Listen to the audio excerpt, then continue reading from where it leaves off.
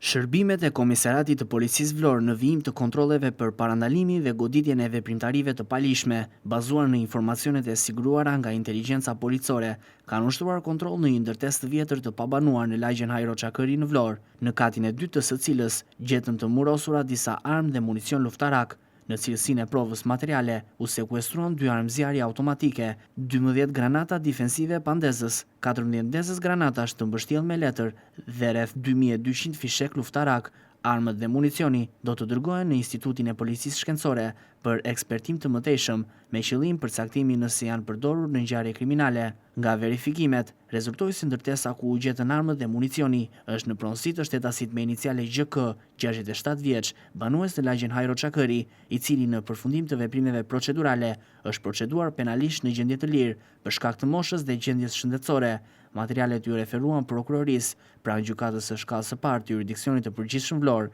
për veprime të mëtejshme.